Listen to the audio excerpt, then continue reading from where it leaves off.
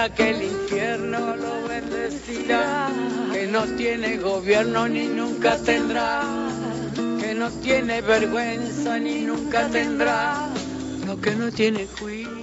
De Tal Palo en Radio Ciudad 11 con 15 minutos y lo habíamos anticipado. Por suerte, cuando a nosotros se nos queman los libros, como a nosotros nos gusta dejar en manos de quien saben algunos temas, Marcos Lema, licenciado en Relaciones Internacionales, nos está acompañando en De Tal Palo. Buenos días, muchas gracias por venir, Marco. Muchas gracias a vos, Oscar. Muy agradecido por que me hayas vuelto a invitar y bueno, vamos a tratar un poco para que la gente más o menos se ponga al día de lo que es el conflicto que está ocurriendo hoy en día en Brasil, ¿no? Así es, bueno, un problema que en realidad nos llama mucho la atención y bueno, tengo un poco casi como que estaba cantado, ¿no? De una destitución de una presidente que con el paso del tiempo, como fue la de Dilma Rousseff, ¿no? Que ya lo habíamos hablado en nuestro programa, que lo habías abordado vos, y con el tiempo se conoce que no era un hecho de corrupción. No, por supuesto, digamos, uno se pone, digamos, no me gusta realizar estas comparativas porque cada tiempo, digamos, está apegado a un contexto determinado, pero uno al analizar los casos tanto de Temer como de Dilma, a Dilma le hacen un juicio político, la destituyen por dos motivos, como había dicho anteriormente, que había sido maquillar las cuentas públicas y el pedaleo impositivo. Eso fue el motivo de destitución, y ahora directamente cuando Temer se encuentra involucrado por un audio donde nadie puede negar la voz de que es él en dicho audio que le ha grabado João Lopes de la cadena del Emporio Cárnico del Brasil. La situación, digamos, está ahí al filo, pero no tan grave, ¿no?, como había ocurrido en su momento con Dilma. Es una cuestión que es a tener en consideración, y como habíamos estado hablando hace un rato tras cámara, por así decirlo, sí. Yo recuerdo lo que fue, por haberlo leído, por supuesto, pero recuerdo lo que fue el caso de los Estados Unidos, el caso Watergate con Nixon, cuando el espionaje dentro de lo que había sido el mismo, por así decirlo, Partido Demócrata, él directamente cuando lo descubre en este caso de espionaje, el límite, ¿no? Y ahora en este caso de corrupción tan grotesca como está siendo llevado adelante hoy en día en Brasil, las cosas siguen manteniendo, por así decirlo, un cierto rumbo, ¿no? Sí, y dice, yo no voy a renunciar, lo dice clarito, ¿no? No, por supuesto. Digamos, de por sí es como que ya los medios ya están empezando a, por así decirlo, a calmar un poco el ambiente, las aguas, ya se está empezando a decir que el audio ha sido modificado, porque, bueno, dicen que João Batista, como están muchos metidos, gran parte también de Latinoamérica dentro de lo que fue el escándalo del Lava Jato y la cuestión de Petrobras, ¿no? Decía que este audio, digamos, le iba a servir a esta persona porque era como, por así decirlo, este juicio que tenía João Batista del Emporio Cárnico. Lo que le convenía era el, digamos, por así decirlo, entregar a otras personas que estuvieran dentro del escándalo este de corrupción, y de esta manera lo que le iba a permitir era evitar la pena de cárcel, que había sido de 10 o 15 años que le iban a otorgar, y pagar un pequeño monto para esta gente que era 3.500 millones de dólares, que bueno, que al fin y al cabo ahora está habiendo ciertos problemas porque claro, este personaje no quiere pagar esa fianza en la cual habían acordado. Sí, sí. Es algo, digamos, yo soy un fiel defensor que hay que entender todos, digamos, los diferentes momentos en los cuales se conforman estas crisis, y uno de esos es el hecho, ¿no?, que Brasil es mejor dicho, es el país latinoamericano con mayor cantidad de partidos políticos, digamos, un partido político fuerte, por ejemplo el Partido de los Trabajadores, quizás solamente consigue como mucho un cuarto de la votación de Brasil. La polarización que existe en los partidos en Brasil necesariamente conlleva que se tengan que formar alianzas o gobiernos de coalición para poder gobernar. Entonces, ¿qué pasa en estas situaciones? Cuando comienzan a haber estos escándalos de corrupción, comienzan a desintegrarse todas estas alianzas que en su momento Temer había conformado con Dilma, con lo que era el Partido Democrático de Brasil, y el PT, y ahora, digamos, es como que estuve leyendo que el Partido Socialista ya se comenzó a separar de Temer, y cuando comienzan a separarse de esta manera, es imposible gobernar, porque, por ejemplo, acá, si uno compara la Argentina, el bipartidismo es muy fuerte, digamos, muchas veces se puede gobernar teniendo mayoría en las cámaras, formando quizá pequeñas coaliciones, pero en Brasil esto no ocurre. Entonces cuando se pierde esta legitimidad, comienza a desintegrarse esta red de partidos, estas coaliciones que se forman, y el gobierno queda totalmente aislado, ¿no? Claro, y queda sin gobernabilidad prácticamente porque no tiene el peso suficiente, no va a gobernar por decreto todo lo que le resta de su mandato.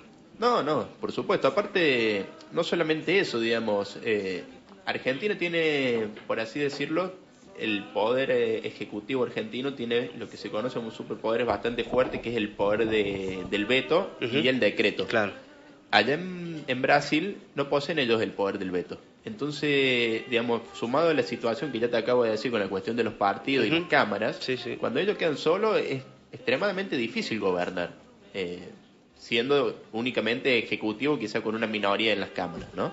Y hubo algunos antecedentes ya en Brasil que pasó esto precisamente y tuvo que renunciar, ¿no? Sí, por supuesto, digamos, para la gente, bueno, que está interpretando lo que ha sido el conflicto, se está poniendo el día del escándalo de corrupción, el audio, digamos, involucra a lo que vendría a ser a Josley Batista del Emporio Cárnico JBS y a Michael Temer por una cuestión de dádivas o incentivos que se le estaba otorgando a lo que vendría a ser a Rodrigo Cuna, que había sido el antiguo presidente de la Cámara de Diputados, hoy en día está encarcelado por la cuestión de corrupción de Lava Jato, que tiene como 15 años, entonces estaban comprando el silencio de esta persona porque es tan grande, ¿no?, la corrupción endémica que tiene Brasil y los países, por supuesto, fronterizos y de Latinoamérica con este escándalo de corrupción de Petrobras, que estaban comprando el silencio. Y lo que es paradójico de todo esto, que esta persona, Rodrigo Cuna, había sido en su momento el impulsor del impeachment de Dilma Rousseff. Exactamente. El caso de los Panama Papers. Acá el gobierno argentino, en pocas palabras, son temas que no se hablan, sí, porque cuando comienzan a hablar se terminan pegados directamente ellos, como ya ha empezado a ocurrir. Son temas que están tan metidos dentro de la política, estos escándalos de corrupción, hasta incluso el mismo Petrobras. Bueno, yo veía, por ejemplo, un pequeño caso, te voy a dar un ejemplo, abriendo un paréntesis, lo que ha ocurrido en la política argentina con lo que ha sido que se ha bajado José Manuel de la Sota para ir al Congreso por una cuestión como por un mutuo acuerdo que ha habido con el gobierno nacional, por decir de esta manera que ahora en las elecciones del Congreso que el gobierno no se muestre como que ha perdido tanto apoyo en cierta medida, y le han dicho, por ejemplo, así de la Sota, vos quedate en tu provincia y nosotros nos mantenemos acá en la nación. Pero eso necesariamente está involucrado con lo que es el caso de Odebrecht, que es lo mismo de Lava Jato en Brasil, digamos. Si siempre ocurren esas amenazas que yo digo en cualquier momento acá, lo que está ocurriendo hoy en día en Brasil va a venir a ocurrir acá en la Argentina por la misma situación. Lo que ha sido el lobby político ha existido en todos lados, digamos, desde el comienzo de la formación básica de lo que es las naciones latinoamericanas han tenido que haber lo que se conoce como acuerdos de gobernabilidad firmados entre el gobierno y las diferentes oligarquías para poder gobernar, digamos, dentro de los países, porque por la presión que se iba manteniendo. En el caso de Brasil se conoció como el acuerdo del café con leche, porque involucraba al Estado cafetalero de Minas Gerais y el Estado de los Tambos, que es Sao Paulo, por eso el café con leche que se lo conoce.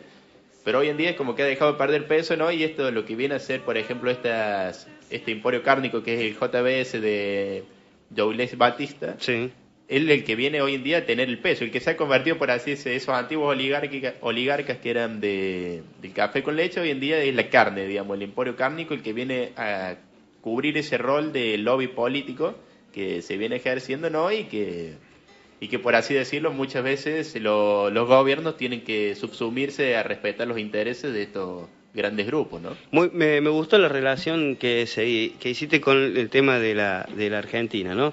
Y con esta que parecía que nos sorprendía todo, ¿no? Este paso al costado de la Sota, claro. Algunos dicen le ha beneficiado a Macri, sí, seguro, obvio que está beneficiando a Macri.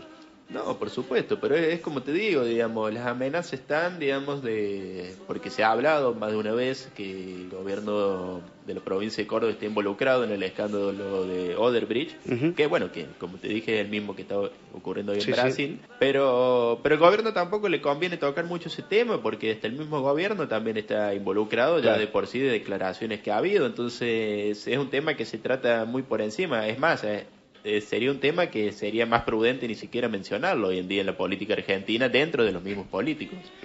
Ahora también tendrá que ver, digo yo, ¿no será la intención de mantenerse en algún puesto público el tema de los fueros, de mantener los fueros en caso de que exista una demanda como la que está pasando en Brasil, por ejemplo? No, por supuesto, es como vos decís, es tal cual como vos decís.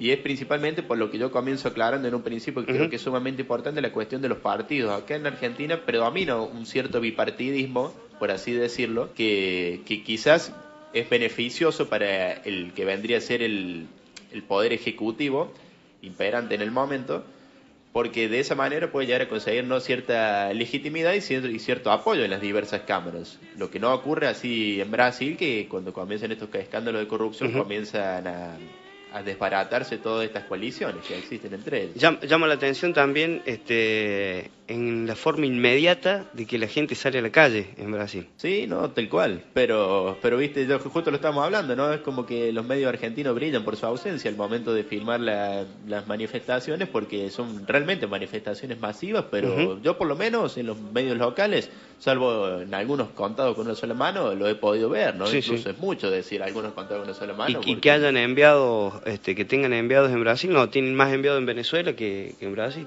Sí, sí, sí. Y bueno, es lo que se conoce principalmente, yo siempre lo digo, ¿no?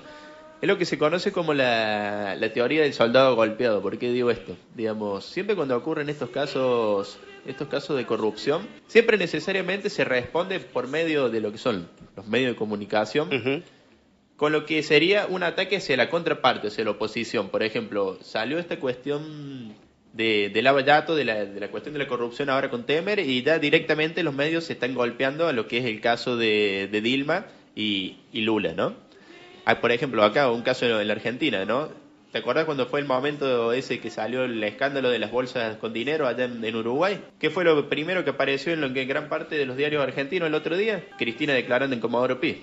Son esas cuestiones, así se maneja, se llama la teoría del soldado golpeado porque ocurre en un caso muy, muy enigmático, que fue con el general Patton en Alemania, porque resulta que este soldado cuando quería invadir Berlín, primero quería tomar Berlín, Alemania, antes que llegaran los soviéticos, Estados Unidos se lo niega, entonces comenzó a haber ciertas tensiones entre ellos, y Patton comenzó a convertirse por así decirlo, en un estorbo para el gobierno de los Estados Unidos. Entonces, ¿qué pasó? Aprovecharon un momento en el cual estaban las cámaras de televisión filmando a los soldados, estaba Patton, y había un soldado que le había agarrado un ataque de crisis, y justo lo filman a Patton cuando le pegan una cachetada. Sí, sí. Entonces, digamos, totalmente sacado de contexto, se mostró como, miren cómo trata un general estadounidense, cómo trata a sus propios soldados, que los cachetes, nadie dijo que el soldado estaba en un estado de crisis ni nada, ni siquiera, digamos, se limitó solamente a esa cachetada, y eso fue suficiente para que a él lo aparten del cargo, ¿no? Y bueno, y poder sacarse esta cuestión de encima, y bueno, así ocurre cuando comienza a haber estos escándalos fuertes, no solamente de corrupción, sino de diferente índole, la mejor respuesta no es pegarle a la oposición principalmente. Sería el para contragolpe. De esta manera, claro, para de esta manera correr la mirada. Así es, bueno, y pasa en todos lados. No, si uno tuviese un poquito de memoria, y en nuestra ciudad se encuentran algunos hechos que son de resonancia y aparece el intendente recordando lo de la pasarela, sale el intendente recordando lo de la auditoría que nunca se presentó. Esa es la misma teoría. Por supuesto, es responder lo que se conoce del latín, responder en base a argumento ad hominem, por así decirlo, digamos, se juzga a través de prejuicios, supongamos que yo tengo de la otra persona o de lo que ha hecho la otra persona. Por ejemplo, yo sé que vos sos del partido político A, yo soy del partido político B, y yo te digo, no, pues con vos no voy a hablar porque vos fuiste oposición toda la vida, quizás sin conocerte cuál es tu postura, ¿no?, de la que tenés, o cuál ha sido tu sentido crítico en base a tu propio partido. Pero ya, digamos, ese hecho de juzgar con algo tan tan superficial como quizás son cuestiones marginales dentro de la política, es suficiente como para correr la mirada de diversos hechos. Así te agradezco mucho y capaz que en algún otro momento te estemos molestando nuevamente. ¿Por qué? Por esto. Porque la gente lo entiende, porque la gente dice que es muy claro tu análisis y la verdad que estamos contentos de haberte convocado y bueno, agradecerte nuevamente. Casi que sos uno más del equipo, ¿eh? No, vos sabés que yo estoy muy agradecido porque me das una oportunidad grande para poder demostrar lo que ha sido mis estudios dentro de la carrera, ¿no? Y a su vez, bueno, por darme el espacio para poder expresarme. Así que muchas gracias. Bueno, la próxima vamos a hablar y yo sé que la tenés re clara, qué papel juega la red O Globo en Brasil y lo podemos, y si se puede hacer por ahí un...